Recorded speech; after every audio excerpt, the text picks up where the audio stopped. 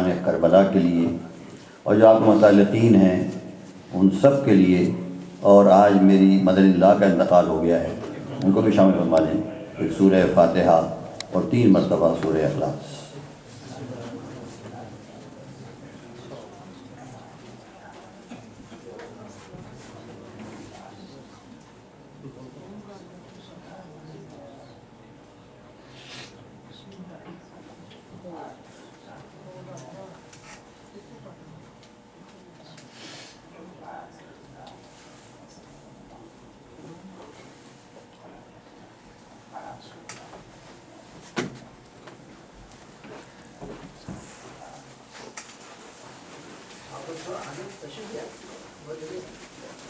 اعوذ باللہ من الشیطان اللعین الرجیم، بسم اللہ الرحمن الرحیم۔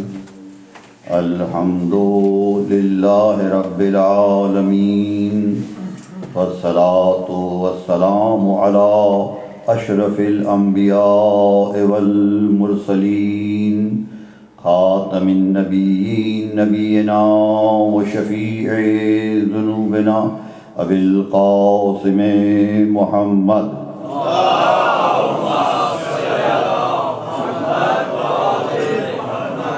وأهل بيته الطيبين الطاهرين المعصومين المظلومين الذين أذهب الله عنهم الرجس وطهرهم تطهيرا۔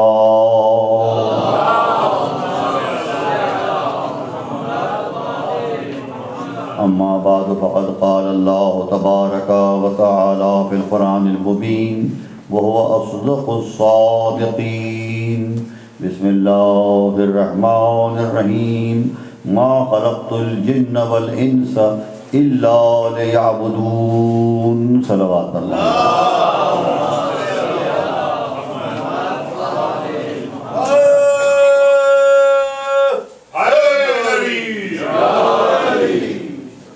اما بعد، بارہ خداوند عالم کی یہ ایک ہم پر بہت بڑا احسان ہے کہ اس نے ہم پر خود واضح فرما دیا کہ میں نے تمہیں کیوں بنایا ہے، اور اس بتانے کی وجہ سے ہماری ترقیوں کے راستے کھل گئے کہ ہم جتنا اس مقصد کو حاصل کریں گے اتنا ہی ہم بلند درجہ پائیں گے، اور یہ اس کا بڑا احسان ہے۔ نہ بتاتا تو ہماری تمام ترقیاں رک جاتی، اور یہ اس کا بڑا کرم ہے کہ اس نے بتایا، اور ایسا نسخہ بتایا کہ جس کی وجہ سے ہمارا تعلق قائم ہو جاتا ہے اللہ کی ذات سے۔ دیکھیے، ہر علم کا ایک سبجیکٹ ہوتا ہے، ایک مقصد ہوتا ہے ہر علم کا۔ مثلا ہم پڑھتے ہیں تاریخ کا سبجیکٹ کیا ہے؟ پچھلے واقعات اور اس کے اسباب و نتائج۔ ہم پڑھتے ہیں جغرافیہ، ایک علم ہے جغرافیہ، زمین کی سطح جو ہے اس کا مطالعہ کرتے ہیں کہ بھئی یہ کیا ہے، کیسے بنی ہے، کیا اس کی خوبیاں ہیں، کیسے اس سے ہم فائدہ اٹھا سکتے ہیں، یہ کہتے ہیں۔ زمین کے اندر جو طبقات ہیں ان کا مطالعہ کرتے ہیں، اسے کہتے ہیں جیولوجی، یہ علم ہے۔ طبقات الارض، زمین کے اندر کیا کیا ہے، کیا کیا خزانے اللہ نے زمین کے اندر چھپا رکھے ہیں، ان کا مطالعہ کرنا، جاننا، اسے کہتے ہیں جیولوجی۔ یہ جو طبعی عناصر ہیں ہم دیکھتے ہیں، جو ہوا، پانی، آگ وغیرہ سب دیکھتے ہیں، ان کا مطالعہ کرنا اسے کہتے ہیں فزکس، کہ بھئی اس کا ہم مطالعہ کریں، خصوصیات کیا ہیں اس سے کیسے ہم فائدہ اٹھا سکتے ہیں، یہ اس کو فزکس کہتے ہیں۔ چند چیزیں مل جاتی ہیں تو اس سے کیا نتیجے پیدا ہوتے ہیں، اسے کہتے ہیں کیمسٹری، وہ ہم پڑھتے ہیں کیمسٹری۔ تو آپ دیکھیں جتنے بھی علوم ہیں، ایک علم ہے معاشیات، اس میں ہم ہیومن وانٹس کا مطالعہ کرتے ہیں کہ ہماری جو وانٹس ہیں وہ کیا ہیں اور کیسے سیٹسفائی کی جائیں، اس کا مطالعہ کرتے ہیں۔ مطلب یہ کہ جتنے بھی علوم ہیں ان کا ہر ایک مقصد ہوتا ہے، ایک سبجیکٹ ہوتا ہے۔ سوال یہ ہے کہ کہ جب ہر علم کا ایک سبجیکٹ ہے، ایک مقصد ہے، تو دین کا مقصد کیا ہے؟ جو دین ہے، جو مذہب جسے آپ کہتے ہیں، ریلیجن جسے کہتے ہیں، اس کا کوئی سبجیکٹ ہونا چاہیے نا، کوئی مقصد ہونا چاہیے نا. کیا مقصد کیا ہے اس کا؟ کیا کس مرض کی دوا ہے؟ کیا چیز ایک پیدا کا ہمیں کیا اس سے ملتا ہے، ہمیں کیا فائدہ ہوتا ہے؟ تو دیکھیے اس کی پر بہت بحث ہوئی ہے، مگر سب سے اچھی تعریف جو کی وہ ویسٹرن تھنکرس نے کی.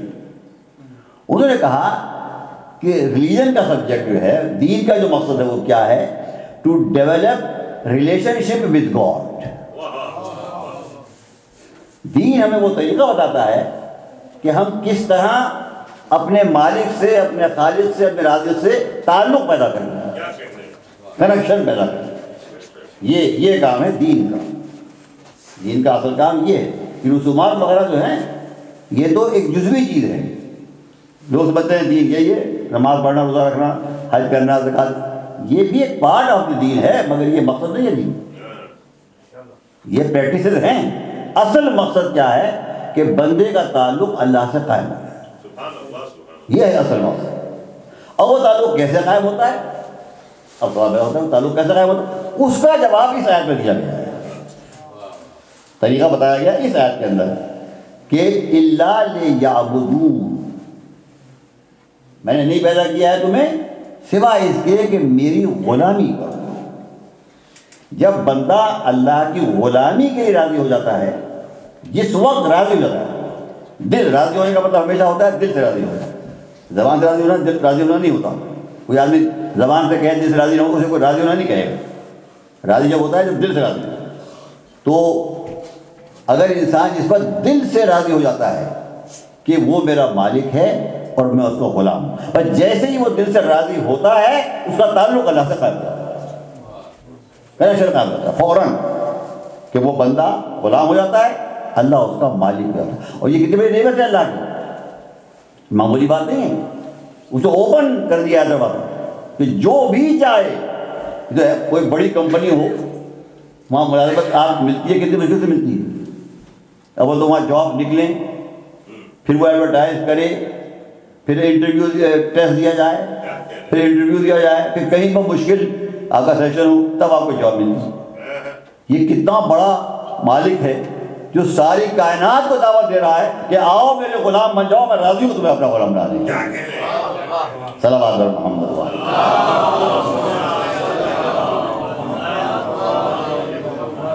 اور جب بندہ دل سے اللہ کی غلامی کو قبول کر لیتا ہے تو یہ اب پھر احساس، اس کے لیے یہ بات دل کی ہے.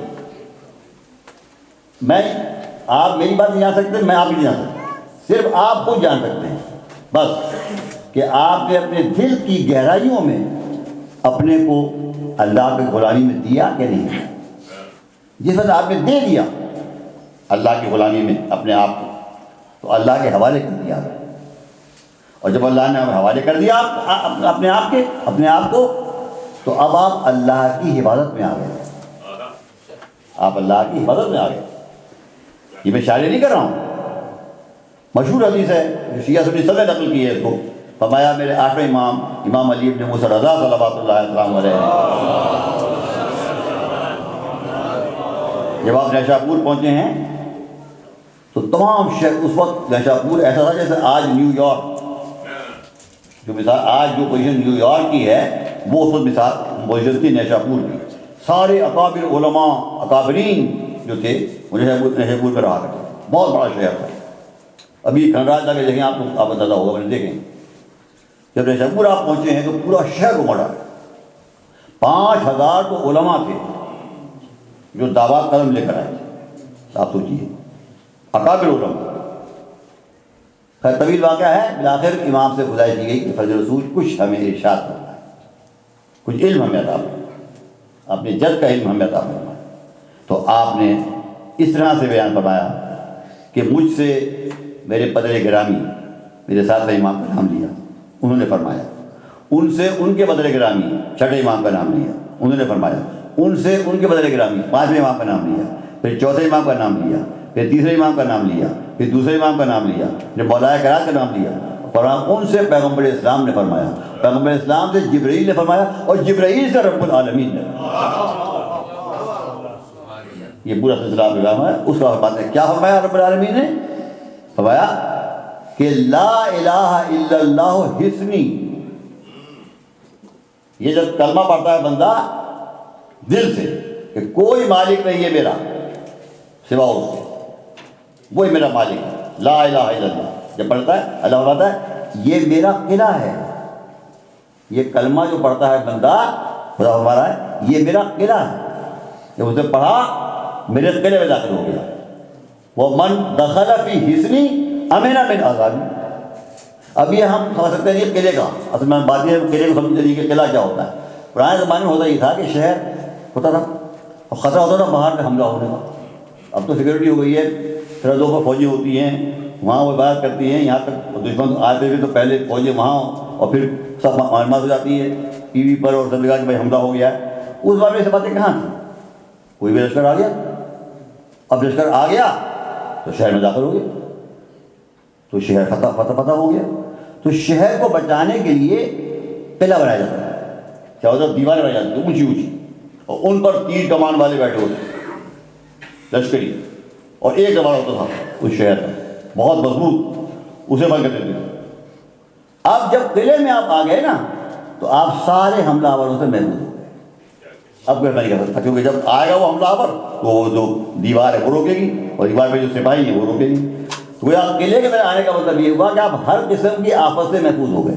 اب حدیث کو سمجھیے کہ فرمایا کہ خدا فرماتا ہے کہ لا الہ الا اللہ حصنی. یہ کلمہ لا الہ الا اللہ پڑھنا جو ہے یہ میرا قلعہ ہے. وہ جس نے یہ کلمہ پڑھ لیا من دخل فی حصنی امن من عذابی، وہ میرے عذاب سے محفوظ ہو. اب وہ میری حفاظت میں آ گیا، وہ میری سیکورٹی میں آ گیا. اندازہ کیجیے کتنی بڑی بات ہے کہ اللہ ہمارا میری سیکورٹی میں آ گیا. آج ویسٹرن کنٹریز کے مسئلے دو ہیں سب سے بڑے نفسیاتی، جو آپ دیکھیں خودکشیاں ہو رہی ہیں. غریبوں میں نہیں ہو رہی ہیں، امیر ملکوں میں ہو رہی ہیں خودکشیاں، یورپ میں ہو رہی ہیں خودکشیاں. دو مسئلے سب سے بڑے کیوں ہو رہی ہیں؟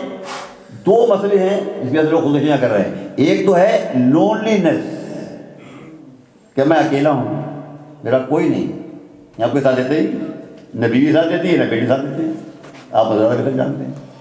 تو لونلینس کہ میں اکیلا ہوں. اور دوسرے انسیکیورٹی، جب کوئی ہے ہی نہیں میرا تو سیکورٹی کیا ہے؟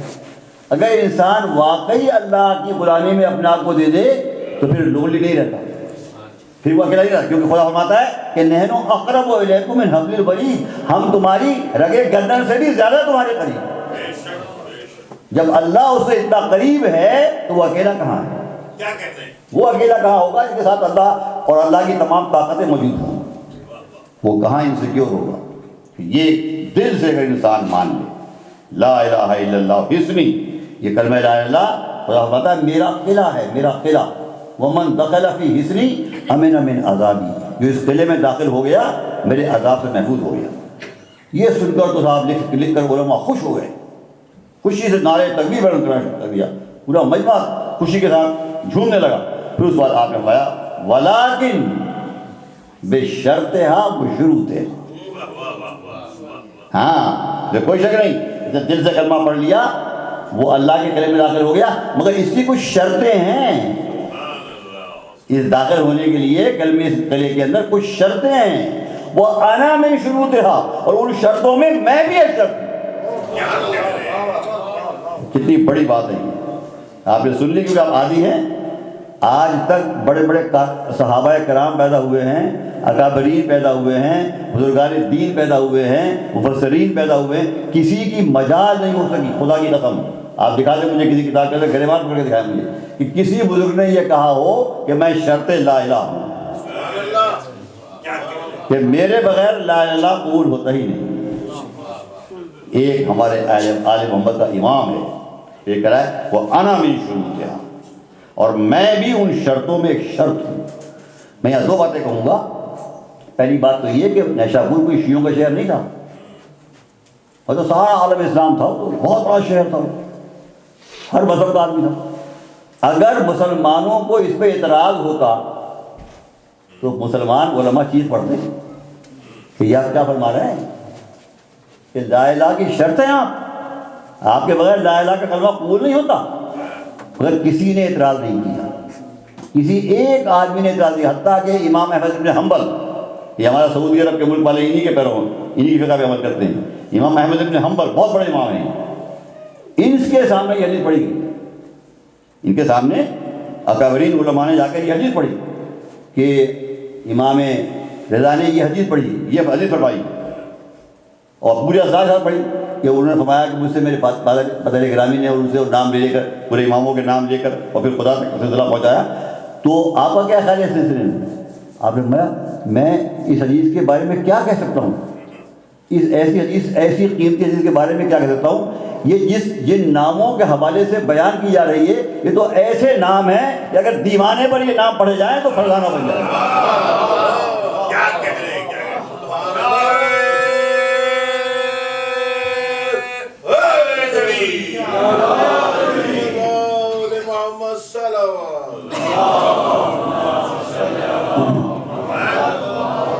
دیکھیے بس یہی فرق ہے آل محمد میں اور غیر آل محمد۔ یہ لوگ کہتے ہیں نا فلاں صحابی ہیں، بڑے بزرگ ہیں، فلاں بزرگ دین ہیں، بڑے عظیم آدمی ہیں، فلاں اتنے بڑے مصنف ہیں، بڑے اتنے محدث ہیں، اتنے بڑے مفسر ہیں۔ بے شک ہیں، صحابی ہیں، تابعین ہیں، سب ہیں، بزرگ ہیں، مگر بات کیا ہے، فرق کیا ہے ان میں اور آل محمد میں؟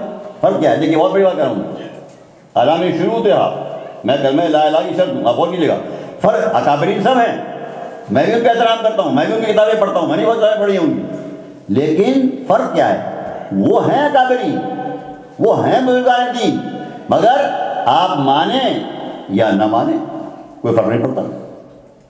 وہ ہیں بزرگان دین تو ہیں، مگر آپ کا ماننا ضروری نہیں ہے ان کو، آپ مانیں تو آپ کی مرضی، نہ مانیں تو آپ کی مرضی، مگر آل محمد وہ نہیں ہے۔ انا من شروطہا، میں شرط لا الہ ہوں، مجھے ماننا ضروری ہے، میرے مانے بغیر کلمہ لا الہ قبول نہیں ہوتا۔ صلوات بر محمد و آل محمد۔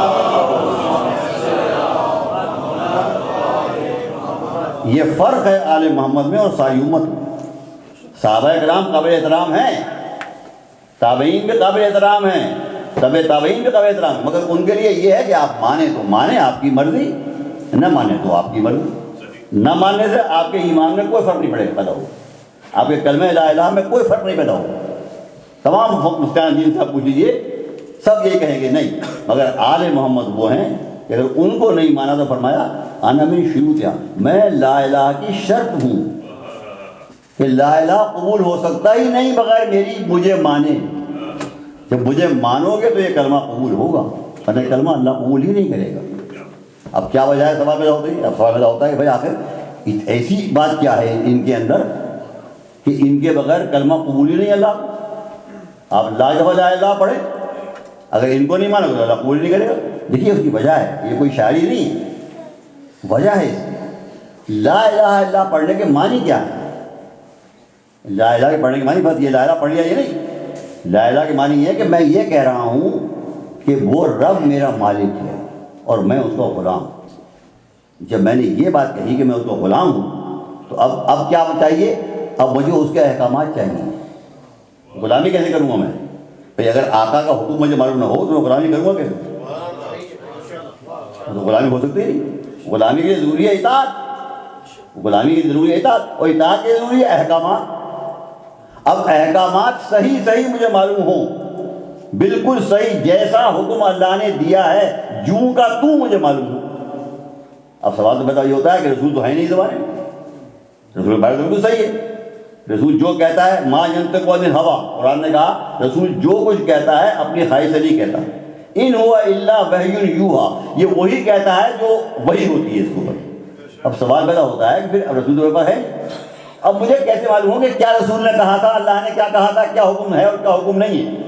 دیکھیے میں بہت آسان بتاتا ہوں آپ کے سامنے، علمی بات نہیں ہے، ظاہری بات ہے۔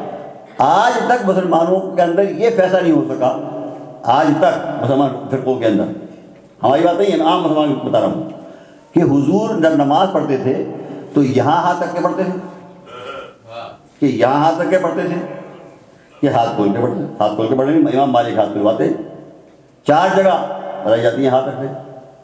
یعنی آج مسلمان امت میں یہ اختلاف، یہ کوئی علمی بات تو نہیں ہے بھائی، یہ تو ایسی بات ہے کہ میں اگر نماز پڑھ رہا ہوں کسی کمرے میں آپ کسی بچے کو بھیجیں، کوئی 12 سال کے بچے کو بھیجیں، بھائی یہ کہہ رہے نماز کیسے پڑھ رہے ہیں، بتا دے گا کیا کہ ہاتھ کھول کے پڑھو کہ ہاتھ باندھ کے پڑھو، اور ہاتھ باندھ کے پڑھو تو کہاں ہاتھ رکھیں گے؟ تو یہ تو ایک معمولی بات ہے۔ اور پھر آپ دیکھیے کہ 23 سال، ایک دو دن کی بات نہیں ہے، 23 ایئرس، اور 5 ٹائم نماز پڑھ رہے ہیں مسجد میں، 5 ٹائم، اور صحابہ کرام تابعین سب ان کے پیچھے نماز پڑھ رہے ہیں۔ پھر بھی آج امت کو یہ بھی یاد نہیں رہا، اتنی سی بات یاد نہیں رہی کہ ہاتھ کھول کے پڑھتے تھے یا ہاتھ باندھ کے پڑھتے تھے۔ سبحان اللہ۔ جب اتنی سی بات یاد نہیں رہ سکی، آپ محفوظ نہیں کر سکے صحیح معنی میں کہ کہاں ہاتھ رکھتے تھے، کیسے اتنی سی بات، تو میں کیسے مانوں کہ سارے قرآن کے مطالب اور معانی اور اس کے دقائق و حقائق آپ کو یاد ہوں؟ سبحان اللہ، سبحان اللہ۔ محمد و آل محمد صلوات۔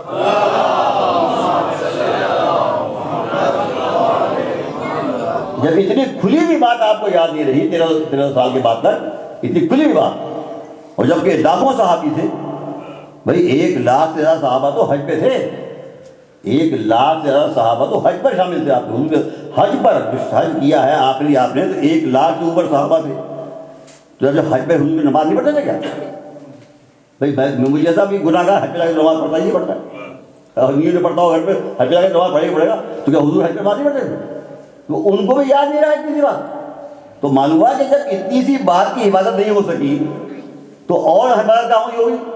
اس کے معنی ضروری ہے، ضروری تھا کہ ایک ایسا سلسلہ معتبر قائم ہو جو رسول سے لے کر قیامت تک باقی رہے، جو بتائے اور صحیح بتائے کہ اللہ نے کیا حکم دیا، رسول نے کیا بتایا۔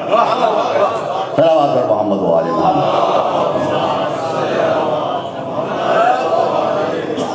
اچھا میں سوال پوچھتا ہوں آپ سے، سر یہ قرآن میں آیت تطہیر موجود ہے کہ اللہ نے ارادہ کیا ہے، انما یرید اللہ، اللہ نے ارادہ کیا ہے لیذھب عنکم الرجس اہل البیت، اہل بیت سے ہر قسم کی گندگی کو دور رکھے، ہر قسم کی گندگی دور رکھے، ویطہرکم تطہیرا، انہیں ایسا پاک رکھے جو حق ہے پاک رکھنے کا۔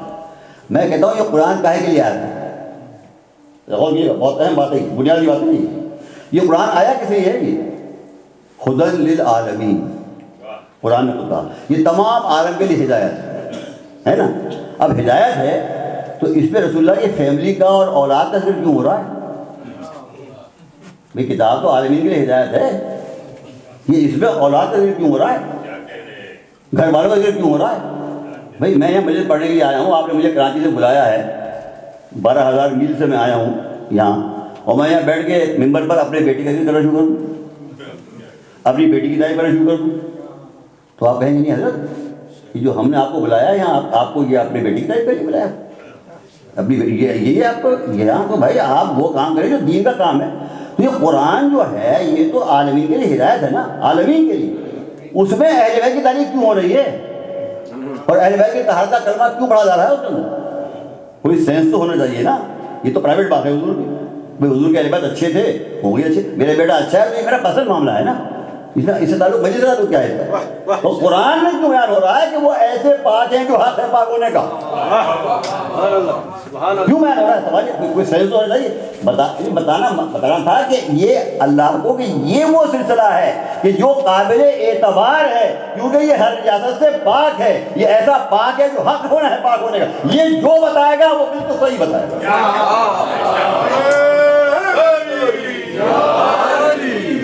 صلوات پر محمد و آل محمد۔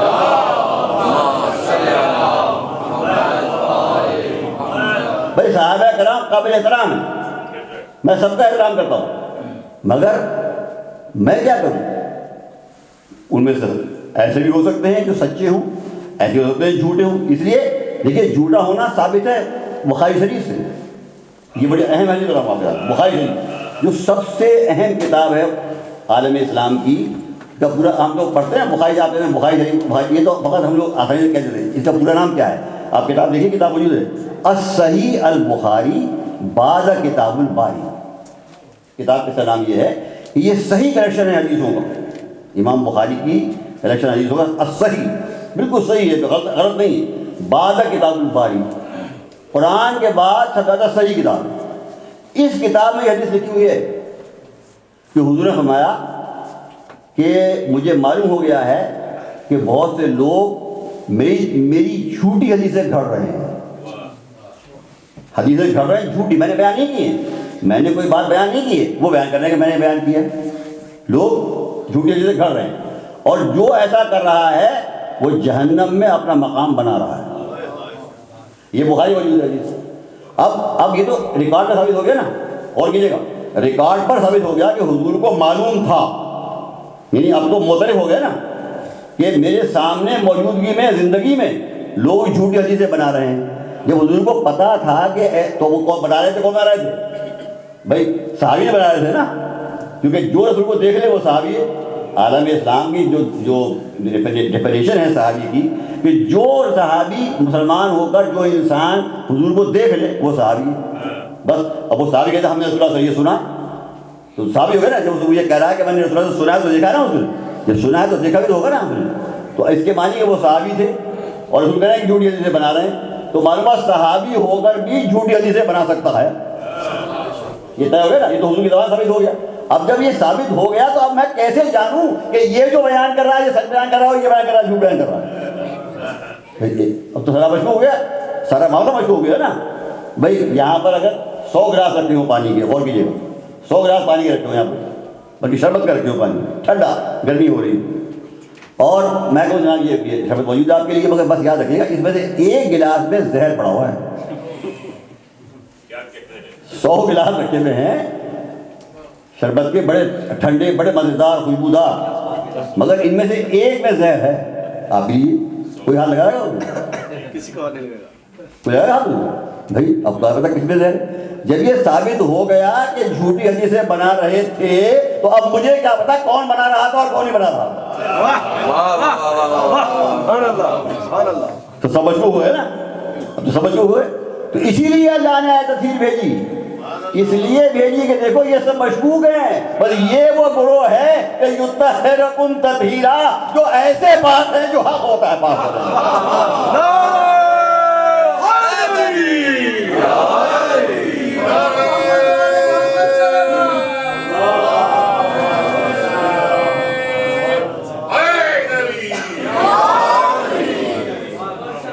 یعنی ان سے جو تم دین لو گے، ان سے تم دین لو، یطہرکم تطہیرا. اور کیجیے، لوگ کہتے ہیں جی ائمہ اہل بیت معصوم نہیں تھے. کتنا مجھے افسوس ہے، قرآن کی نفی ہے، تو قرآن کی سراسر نفی ہے. سارا عالم اسلام، اور یہ حدیث میں دلیل دے رہا ہوں آپ کے سامنے، یاد رکھنے کی بات ہے. سارا عالم اسلام اور سارا عالم اسلام کرسچن، پورے کرسچن کی دنیا، پوری کرسچنٹی کی دنیا حضرت مریم کو معصوم مانتی ہے. آپ کسی بھی مسلمان فقیر سے پوچھیں کہ حضرت مریم معصومہ تھی کہ غیر معصومہ تھی، غیر معصومہ تھی، کیونکہ پورا سورہ مریم، حضرت مریم کی شان اترا قرآن مجید. تو سارے مسلمان، ہر مذہب، ہر فرقے کی حضرت مریم کو معصوم مانتے ہیں. ان سے پوچھے بھائی کیسے مانتے ہیں معصوم؟ کہتے بھائی اس لیے مانتے ہیں کہ قرآن نے ان کے لیے کہا ہے کہ اے یا مریم ان اللہ اصطفیٰ کے، اے مریم میں نے تجھے چن لیا. کیوں چن لیا؟ وطہرک، اس لیے چنا کہ تجھے پاک رکھا. تجھے چنا کیونکہ تجھے پاک رکھا. تو ایک لفظ آیا قرآن میں، غور کیجیے گا، طہرک، کہ تجھے پاک رکھا. تو سارا عالم اسلام بلا اختلاف مانتا ہے کہ مریم معصومہ تھی. غور کیجیے گا، قرآن نے کہا طہرک، تجھے پاک رکھا، تو پورا عالم اسلام مانتا ہے کہ معصومہ تھی. فقط طہرک کے کہنے پر سارا عالم اسلام مانتا ہے کہ معصومہ تھی. اور جن کے لیے قرآن نے کہا یطہرکم تطہیرا،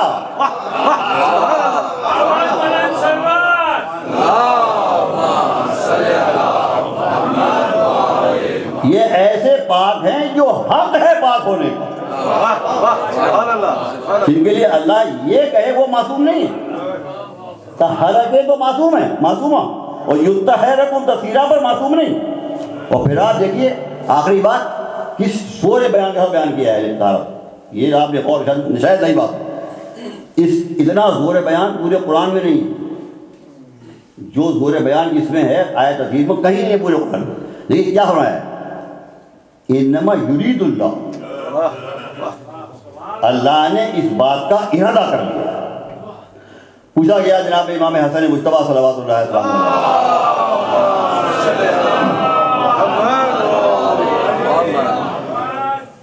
فضل رسول سب سے زیادہ طاقتور چیز کون سی ہوتی ہے؟ نام پوچھا گیا. آپ نے کہا پتھر. پتھر کے سر پہ لگ جائے جیسے کیا طاقت ہوتی ہے پتھر کی. اور یہ بلڈنگیں بنتی ہیں, یہ ساری بلڈنگیں جو بنتی ہیں, بڑی بڑی بلڈنگیں 100 منزلہ, یہ پتھروں سے تو بنتی ہیں. سیمنٹ کیا سے بنتی ہے؟ پتھر سے بنتی ہے. میں پتھر. پوچھا یا رسول اللہ اس سے زیادہ طاقتور کون سی چیز ہے؟ میں لوہا. پتھر کو توڑ دیتا ہے. پوچھا جناب اس سے زیادہ طاقتور چیز کیا ہے؟ میں آگ, یہ لوہے کو پگھلا دیتی. پوچھا فضل رسول اس سے زیادہ طاقتور کیا ہے؟ وہ پانی, جو آگ کو بجھا دیتا. پوچھا اس سے زیادہ طاقتور کیا چیز کیا ہے؟ وہ ہوا, جو پانی کو لے کے اڑ جاتی ہے. پورا سمندر ہے لیکن بعض لوگ پانی کو لے ہوگا ہوا. جناب اس ہوا سے زیادہ طاقتور کون سی چیز ہے؟ میں وہ فرشتہ جو ہواؤں کو چلاتا ہے, جو ہواؤں کو چلاتا ہے, اس کے اشارے پہ ہوائیں چلتی ہیں. فضل رسول اس سے زیادہ طاقتور چیز کون سی ہے؟ کہ ملک الموت, جو اس فرشتے کی روح قبض کرتا ہے. جو فرشتہ ہواؤں کو چلاتا ہے اس کی بھی روح قبض کرتا ہے, اس سے طاقتور ملک الموت. کہ ملک الموت سے طاقتور کون سی چیز ہے؟ کہ خود موت, جو خود ملک الموت پر بھی آئے گی, اس سے زیادہ طاقتور. پھر موت سے زیادہ طاقتور چیز کیا ہے؟ پوچھا فضل رسول پھر موت سے زیادہ طاقتور چیز کیا ہے؟ میں موت سے زیادہ طاقتور چیز جو ہے وہ ہے اللہ کا ارادہ. کہ اللہ کے ارادے سے موت پیدا ہوئی ہے اور اللہ کے ارادے سے موت آتی ہے, تو اس طرح پر کوئی چیز. تو معلومات پوری کائنات میں ساری طاقتیں ہیں, مگر سب سے زیادہ طاقتور چیز جو ہے وہ اللہ کا ارادہ ہے. اس سے زیادہ طاقتور کوئی چیز نہیں ہے. اس سب سے زیادہ طاقتور چیز اللہ کا ارادہ, اس کا حوالہ دیا آل محمد کے دھڑا کو بیان کرتے ہوئے کہ انما یرید اللہ, اللہ نے اس بات کا ارادہ کر لیا ہے.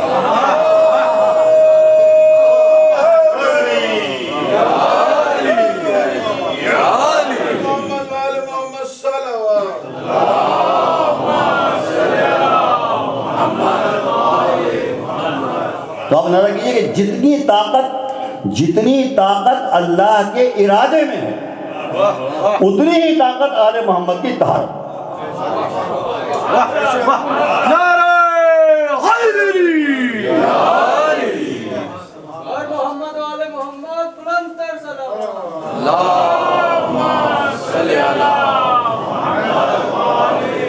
اب ذرا میں طاقت کو دکھاؤں آپ کو, وہ طاقت دکھاؤں, آنکھوں سے دکھاؤں آپ کو, میں آنکھوں سے دکھاؤں آپ کو کہ انما یرید اللہ, اللہ نے ارادہ کیا ہے ان کو پاک رکھنے. ارادہ, اللہ کا ارادہ کتنی بڑی طاقت کی چیز ہوتی ہے کہ اللہ نے اس بات کا ارادہ کر لیا ہے. دیکھیے ایک بادشاہ میں, ایک بلکہ بادشاہ تو بہت بڑی چیز ہوتی ہے. ہمارے پاکستان میں ایک وہ ہوتا ہے عہدہ, یہاں تو بتائیے کیا ہوتا ہے, اسے ہم کہتے ہیں SHO, تھانے دار, محلے کا تھانے دار. 17 گریڈ کا ہوتا ہے, چھوٹا سا افسر ہوتا ہے. یہ جو آفیسر گریڈ شروع ہوتا ہے 17 سے شروع ہوتا ہے, تو 17 گریڈ کا ہوتا ہے SHO. اچھا آپ دیکھیے کہ آج کل آزادی کا زمانہ ہے, جمہوریت کا زمانہ ہے, یہ چھوٹا سا عہدے دار ہے SHO 17 گریڈ کا. مگر اس میں آج بھی ہمارے ملک کے اندر, مجھے یہاں کا پتہ نہیں, پاکستان میں آج بھی اس میں اتنی طاقت ہے ایک شریف آدمی کو کم سے کم مشکوک ضرور کر سکتا ہے. مثلا بتاؤں میں آپ کے ساتھ, میرے محلے میں چوری ہو ہے نا, صبح کو ایسے پولیس والے میرے دروازے پہ آ جائیں کہ جناب آپ کو ایسے نے بلایا ہے, محلے میں چوری ہوئی ہے, آپ کو انکوائری کے لیے بلایا ہے. اچھا اس کو حق ہے بلانے کا, لیگلی اس کو حق حاصل ہے. جس علاقے کا وہ SHO ہے اس علاقے کے ہر آدمی کو بلانے کا اس کو حق حاصل ہے. ٹھیک ہے جی. چوری ہوئی میرے محلے میں, صبح ہی پولیس آ گئی, 4 پولیس والے گاڑی لے کر آ گئے, کہتا وہ آپ کا بلایا کہ چوری ہوئی آپ کے محلے میں, آپ کو انکوائری کے لیے بلایا. میں گیا, بڑے ادب سے اس نے مجھے بٹھایا, چائے پلائی اور کوئی بات نہیں کی, مجھے بھیج دیا, کوئی بھی نہیں کیا, بات بھی نہیں کی, چوری بھیج دی. پھر تیسرے دن ہمارے محلے میں ڈاکہ پڑا, پھر صبح کو پولیس آ گئی میرے دروازے. وہ آپ کے محلے میں ڈاکہ پڑا ہے, آپ کا سیکرٹری نے انکوائری کے لیے بلایا، پھر مجھے لے کے گئے، کچھ نہیں کہا، مطلب بات بھی نہیں کہ اس نے ڈکیتی کی، بڑے احترام سے مولانا صاحب آئیے چائے پلائی اور بھیج دیا۔ پھر ایک آدھ 2 ہفتے کے بعد اغوا ہو گیا محلے میں، صاحب پھر وہی پولیس آ گئی دروازے میں، صاحب وہ آپ کے محلے میں اغوا ہوا ہے، وہ آپ کو بلایا انکوائری کے لیے۔ اب آپ دیکھیے ہر 4 دن کے بعد پولیس والے آ جاتے ہیں، مجھے جاتے ہیں انکوائری کے لیے، کچھ بھی نہیں کرتا، وہ بات بھی نہیں کرتا مجھ سے۔ اب محلے والے دیکھیں گے نا، محلے والا یہ بات دیکھیں گے کہ بھائی محلے میں چوری ہوتی ہے تو ان کو بلایا جاتا ہے انکوائری کے لیے، ڈکیتی پڑتی ہے تو ان کو بلایا جاتا ہے، اغوا ہوتا ہے تو ان کو بلایا جاتا ہے، ریپ ہوتا ہے تو ان کو بلایا جاتا ہے، کچھ بھی جرم ہوتا ہے تو ان کو بلایا جاتا ہے۔ تو اب یقین نہیں کریں گے، میرے ممکن ہے یقین نہ کریں مگر شک تو کریں گے نا، بھائی کوئی نہ کوئی چکر تو ہے نا، بھائی کچھ تو چکر ہے آخر کہ جب چوری ہوتی ہے ان کو بلایا جاتا ہے، جب ڈکیتی ان کو بلایا جاتا ہے، اغوا ہوتا ہے تو ان کو، کچھ نہ کچھ چکر ہے ضرور، یعنی چاہے کتنا بھی میرا دامن پاک ہو لیکن مشکوک تو ہو گیا نا، شک تو ضرور پڑے گا، چکر ہے ضرور کوئی نہ کوئی، سب مجھ سے بچ کے رہیں گے کہ بھائی کوئی معاملہ ہے ضرور خطرناک، یہ آدمی گھبرا جاتا ہے۔ دیکھا آپ نے ایک ایس ایچ او 17 گیٹ کا معمولی افسر، اس میں آج اس ترقی کے زمانے میں جمہوریت کے دور میں اتنی طاقت ہے کہ ایک شریف آدمی کا کردار اگر داغدار نہیں کر سکتا تو مشکوک ضرور کر سکتا۔ دیکھا آپ نے ایک ایس ایچ او میں، اب سوچئے اس زمانے کے سلاطین بنی امیہ کے اور بنی عباس کے، جو پوری دنیا کے مالک اور جو جن کا زبان قانون، جو کہتے وہ قانون، اتنی طاقت، اور ایک کے بعد ایک بادشاہ، ایک دوسرے کے بعد تیسرا بادشاہ، ہر ایک دشمن آل محمد کا، ہر ایک دشمن آل محمد کا، اہل بیت کا گھر کاٹ دیا، اجاڑ دیا، جلا دیا، گلے کاٹ دیے، مگر آج تک اتنے سلاطین دشمن ہونے کے باوجود آل محمد کے دامن کو آزاد نہیں کر سکتے۔ سبحان اللہ، سبحان اللہ۔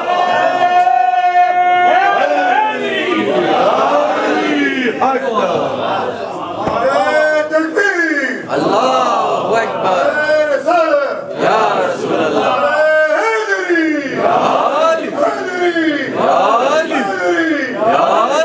صلوات اور محمد والے۔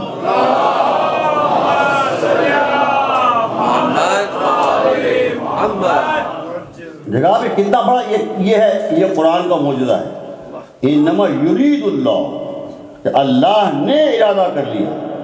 اب جو اللہ کا ارادہ، دیکھیں طاقت کتنی طاقت ہے ارادے کی، کہ سلطنتوں کے بعد سلطنت دشمن ہے آل محمد، تو آپ بیٹھے رونے کے لیے، مسائل تو آپ مسئلہ جانتے ہیں، مگر دیکھیے گلے کاٹ دیے، سر اتار دیے، بیویوں کو گرفتار کر لیا، مگر دامن پر کوئی داغ نہ ڈالا۔ بس ایک حوالہ دیتا ہوں تاریخ میں، آپ ایک حوالہ پھر بتایا پڑھوں گا، کہ جس پر شبر آیا سر امام حسین السلام کا شام لے کر آیا سر، تو دربار لگا، یزید بیٹھا ہوا ہے، پورا دربار سجا ہوا ہے، آل محمد اسیر سامنے کھڑے ہوئے ہیں، شمر سب سے پہلے آگے بڑھا اور اس نے اپنے زین کے اندر، زین وہ جو تلوار سے جو روکتے ہیں، ڈھال کہتے ہیں، ڈھال کے اندر سب رکھا تھا امام حسین السلام اپنی ڈھال کے اندر۔ شمر، آج دیکھیے کون آدمی ہے؟ شمر، جس نے گلا کاٹا ہے، جس نے پیاسا گلا اور پیاسا رگیں کاٹی ہیں اپنے ہاتھ سے۔ اب غور کیجیے گا جملہ، تاریخ کا معجزہ ہے یہ معجزہ دکھا رہا ہوں آپ کو میں۔ وہ سر رکھ کے لاتا ہے ڈھال میں اور یزید کے سامنے پیش کرتا ہے، اور کیا کہتا ہے؟ یزید پہلے مربع دیتا ہے، یزید کو فتح کی مربع دیتا ہے، اس کے بعد کہتا ہے یزید میری اس ڈھال کو سونے اور چاندی سے بھر دے۔ جس ڈھال میں سر رکھا ہوا ہے امام حسین السلام کا، یہ تحفے میں پیش کر رہا ہے، سر پیش کر رہا ہے تحفے میں یزید کے، کہا اس سر کو لے تحفے میں اور میری اس ڈھال کو سونے اور چاندی سے بھر دے، اس لیے کہ میں نے تیری خاطر اس آدمی کو قتل کیا ہے کہ جس سے بہتر نہ زمین نے اٹھایا نہ آسمان نے ڈھکا۔ اللہ تبری کے الفاظ ہیں، یہ تبری اندازہ کیجیے، یہ جس نے گلا کاٹا ہے وہ بھی طہارت کا کلمہ پڑھ رہا ہے۔ یہ ہے انما یرید اللہ، اللہ نے ارادہ کر لیا۔ دیکھیے یہ ہے ارادہ الہی کہ طہارت، ایسی طہارت کہ دشمن گلا تو کاٹ سکتا ہے مگر دامن پر داغ نہیں لگا سکتا۔ یہ ہے وہ طہارت کا گھر۔ آج ہم جس کے رونے کے لیے جمع ہیں، افسوس تو یہی ہے، پر رونا اسی بات کا تو ہے کہ معصوم تھے اور مظلوم تھے۔ بھئی ظالم ہوتے اور مظلوم ہوتا تو بات دوسری تھی، جو معصوم ہو، جس نے کوئی گناہ نہ کیا، اس پر ایسے ظلم۔ آج تو میں آپ کے سامنے ایک صحابی کا ذکر کر رہا ہوں۔ لوگ کہتے ہیں ہم صحابہ کو نہیں مانتے، لیجیے میں آج کو صحابی کرتا ہوں کہ کیسا صحابی تھا۔ اس کا نام تھا حبیب۔ کیا مقام تھا آپ کو معلوم ہے اس کا؟ اس کا مقام یہ تھا کسی کو نہیں ملا، کسی کو مقام نہیں ملا۔ کسی کو حسین نے خط لکھ کر نہیں بلایا، کسی کو نہیں بلایا۔ جب لشکر آنے لگے اور جناب ضرب کو معلوم ہوتا تھا کہ آج 2000 کا لشکر آیا ہے، آج 4000 کا لشکر آیا ہے، آج 8000 کا لشکر آیا ہے، تو کہا بھیا کیا تمہارا کوئی دوست نہیں ہے کوفے میں؟ کوفے سے لشکر آ رہے ہیں تمہیں قتل کرنے کے لیے، کیا تمہارا کوئی دوست نہیں ہے کوفے میں؟ تم بھی کسی کو بلاؤ رسم کے لیے۔ کہا ہاں میرا بھی ایک دوست ہے کوفے میں، میرا ایک دوست ہے۔ بس جناب ضرب نے قلم اور دوات آگے دے دیا کہ اپنے دوست کو خط دے۔ شام کا وقت ہے، کوفے کا شہر ہے، شام کا وقت ہے، اور حبیب جو ہیں وہ شام کے وقت تفریح کے واسطے نکلے ہیں، دوستوں کے ساتھ ہیں، اور جا رہے ہیں بازار خضاب خریدیں گے۔ اور بھی جگہ یہ خضاب، اب یہ بیوٹیفیکیشن جو اب تو یہ بیوٹیفیکیشن مردوں بھی ہونے لگا ہے نا، اگر کہ بیوٹی پارلرز ہوتے ہیں عورتوں یا مرد بھی جاتے ہیں وہاں پر، تو اس زمانے میں یہ بیوٹیفیکیشن تھا کہ لوگ داڑھی میں خضاب لگا دیتے ہیں سرخ کرنے کے لیے اس کو، تاکہ بوڑھے نہ معلوم ہوں اور جوان معلوم، اور وہ ہو بھی جائے رنگین۔ تو اب حضرت حبیب جا رہے ہیں بازار خضاب خریدنے، دوست احباب ساتھ ہیں۔ اب دیکھیے کیا موڈ ہوگا، یعنی جیسے آپ کوئی بیوٹی پارلر جا رہا ہو تو کیا موڈ ہوتا ہے، کتنا اچھا موڈ ہوتا ہے، دوست احباب ساتھ ہیں، ہنسی مذاق ہو رہا ہے، اور بازار جا رہے ہیں خضاب خریدنے۔ جب دکان پہ پہنچے، دکاندار نے کہا مجھے خضاب کی پڑیا دو۔ دکاندار نے پڑیا باندھی اور حبیب کو دی۔ حبیب نے قیمت ادا کر دی پڑیا کی۔ اب یہ قیمت ادا کر رہے تھے کہ پیچھے سے کسی نے کندھے پہ ہاتھ رکھا اور سلام کیا اور کہا انا برید الحسین، میں حسین کا پیغام بر ہوں، پیغام لانے والا ہوں۔ یہ کہا اور حسین کا خط ہاتھ میں رکھ دیا۔ بس حبیب نے جو خط کھولا، لکھا ہوا تھا کہ یہ خط ہے حسین ابن علی کا، بچپن کے دوست، صحابی رسول، اور ایک لفظ استعمال کیا رجل فقیہ۔ دیکھیے کیا اس سے بڑا مقام اور کیا ہو سکتا ہے صحابی کے لیے کہ امام کہہ رہا ہے رجل فقیہ، وہ مرد جو دین کی حقیقت کو جانتا ہے، رجل فقیہ۔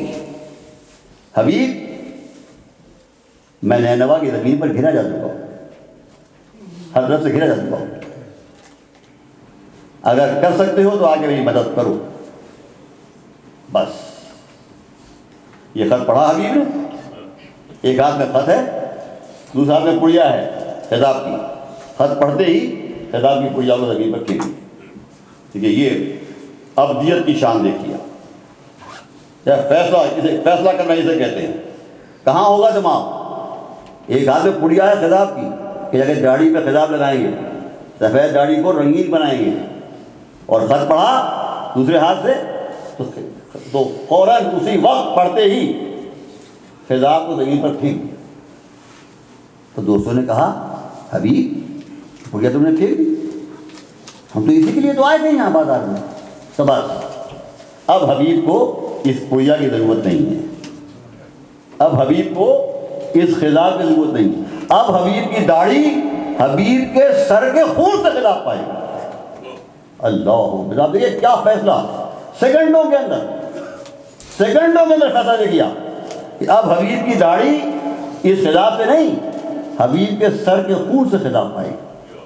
میرے سر کا خون ہوگا، میری داڑھی رنگی ہوگی۔ اللہ اکبر۔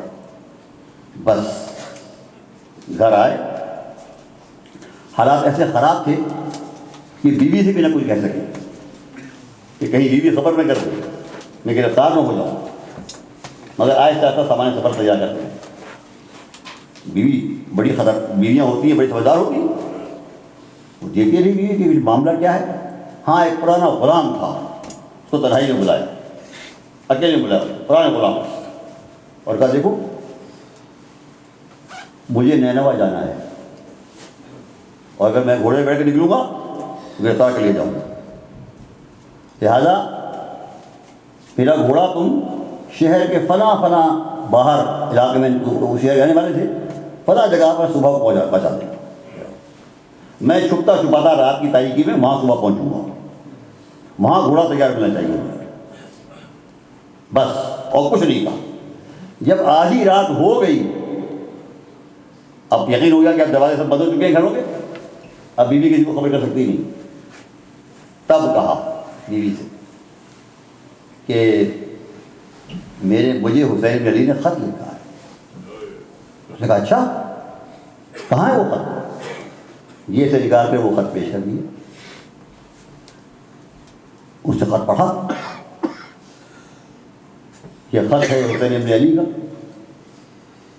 اپنے بچپن کے دوست رجل الفقیہ صحابی رسول حبیب بن مظاہر کی طرف، میں ہر طرح سے گھیرا جا چکا ہوں، اگر بچا سکتے ہو تو آؤ میری مدد کرو میری۔ خط پڑھنے کے بعد بیوی نے پوچھا پھر تمہارا ارادہ کیا ہے؟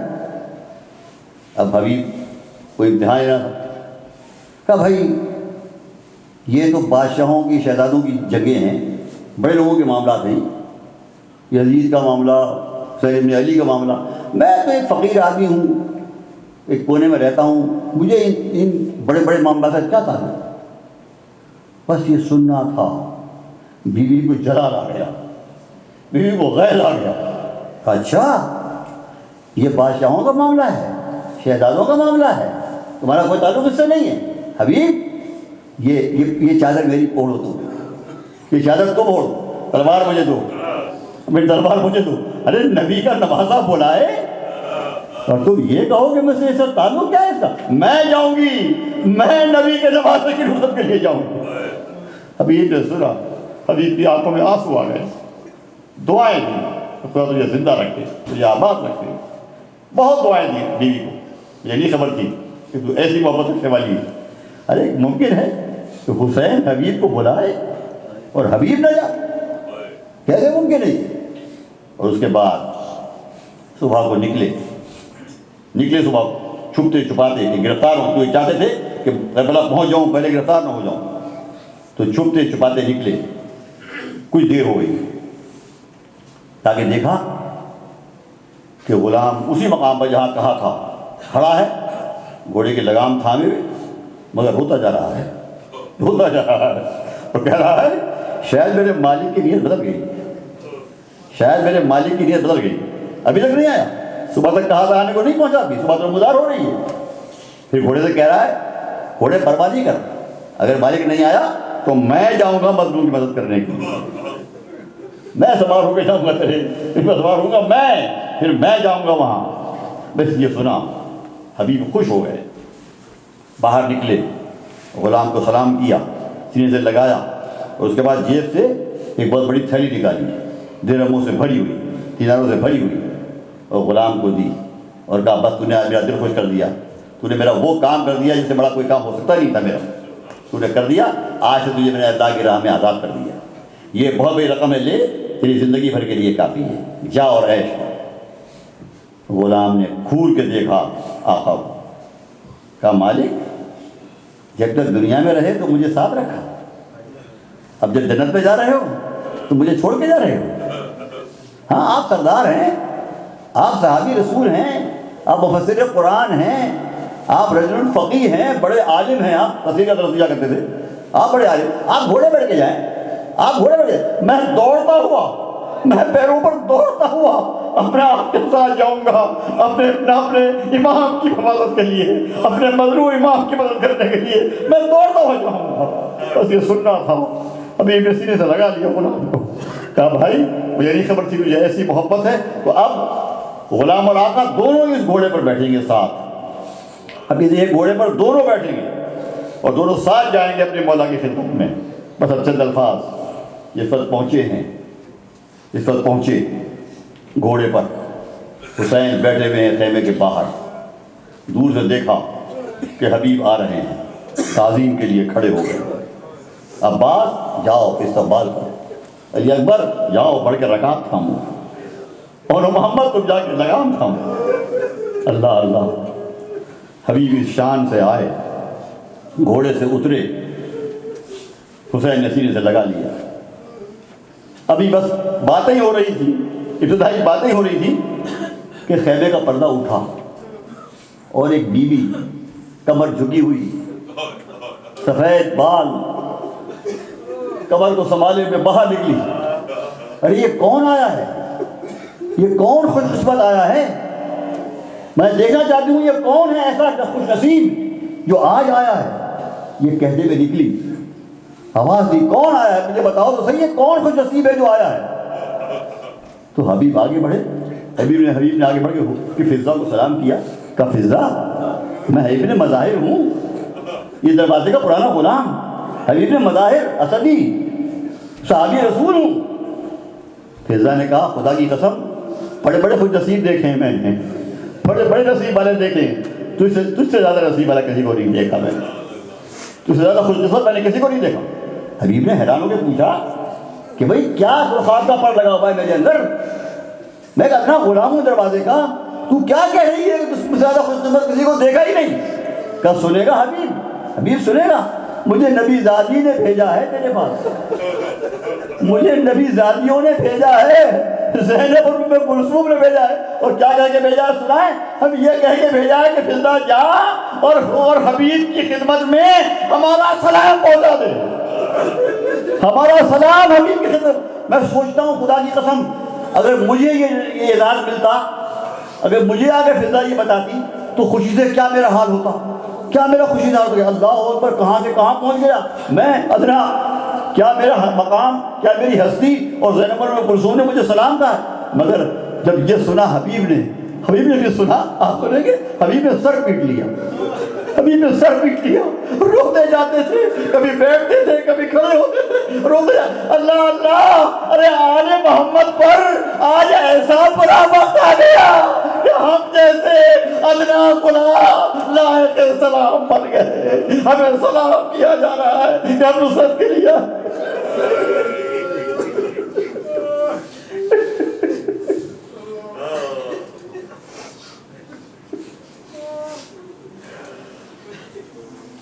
الا لعنۃ اللہ علی القوم الظالمین وسيعلم الذین ظلموا علی محمد ای منقلب ینقلب.